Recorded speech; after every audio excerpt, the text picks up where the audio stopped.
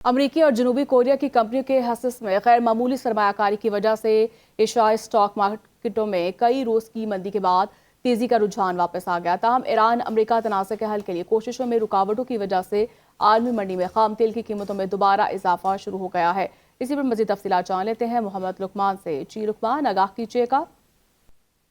एक बूम नजर आ रहा है इसको, जितनी टेक्नोलॉजी कंपनियां और एआई की कंपनियां उनमें, और उसकी वजह से यकीनन इन्वेस्टमेंट बढ़ रही है, लोगों का रुझान बढ़ रहा है एआई कंपनियों के हिस्सों की तरफ या टेक्नोलॉजी कंपनियों के हिस्सों की तरफ। इसका फायदा यकीनन ना सिर्फ साउथ कोरिया और अमेरिका को के सरमायाकारों को हुआ, ये कंपनियों को हुआ है, उसके पूरे असरात जो है एशियन स्टॉक मार्केट सारे के ऊपर आए हैं।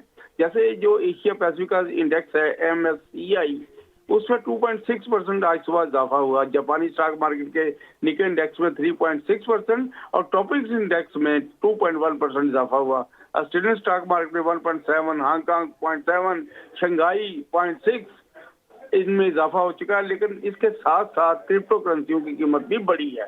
बिटकॉइन की कीमत $70,853, ईथर की कीमत $2,143 हो गया है। लेकिन इसके साथ साथ एक बुरी खबर भी है, वो है जो खाम तेल की कीमतों में इजाफा हो गया। उसकी बुनियादी वजह अमेरिका और ईरान के दरमियान जो मुज़ाकरात दोबारा होने की उम्मीद थी, उसमें काफी कमी आई है और मुश्किलात आ रही है, जिसकी वजह से खाम तेल की कीमतों में इजाफा हो गया। 2 रोज की मंदी के बाद दोबारा कीमतें बढ़ना शुरू हो गई है।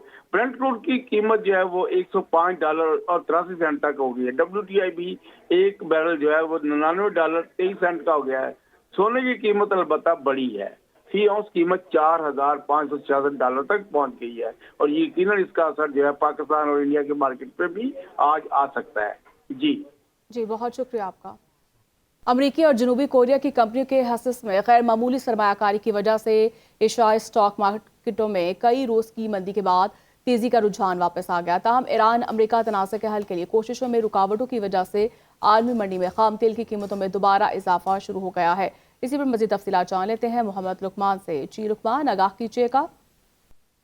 एक बूम नजर आ रहा है इसको, जितनी टेक्नोलॉजी कंपनियां और एआई की कंपनियां उनमें, और उसकी वजह से यकीनन इन्वेस्टमेंट बढ़ रही है, लोगों का रुझान बढ़ रहा है एआई कंपनियों के हिस्सों की तरफ या टेक्नोलॉजी कंपनियों के हिस्सों की तरफ। इसका फायदा यकीनन ना सिर्फ साउथ कोरिया और अमेरिका को के सरमायाकारों को हुआ, ये कंपनियों को हुआ है, उसके पूरे असरात जो है एशियन स्टॉक मार्केट सारे के ऊपर आए हैं। जैसे जो एशिया पैसिफिक का इंडेक्स है MSCI, उसमें 2.6% आज सुबह इजाफा हुआ। जापानी स्टॉक मार्केट के निके इंडेक्स में 3.6% और टॉपिक्स इंडेक्स में 2.1% इजाफा हुआ। ऑस्ट्रेलियन स्टॉक मार्केट में 1.7, हांगकांग 0.7, शंघाई 0.6 इनमें इजाफा हो चुका है। लेकिन इसके साथ साथ क्रिप्टो करेंसियों की कीमत भी बढ़ी है। बिटकॉइन की कीमत $70,853, ईथर की कीमत $2,143 हो गया है। लेकिन इसके साथ साथ एक बुरी खबर भी है, वो है जो खाम तेल की कीमतों में इजाफा हो गया। उसकी बुनियादी वजह अमेरिका और ईरान के दरमियान जो मुज़ाकरात दोबारा होने की उम्मीद थी, उसमें काफी कमी आई है और मुश्किलात आ रही है, जिसकी वजह से खाम तेल की कीमतों में इजाफा हो गया। 2 रोज की मंदी के बाद दोबारा कीमतें बढ़ना शुरू हो गई है। ब्रेंट क्रूड की कीमत जो है वो $105.83 तक हो गई है। WTI भी एक बैरल जो है वो $99.23 का हो गया है।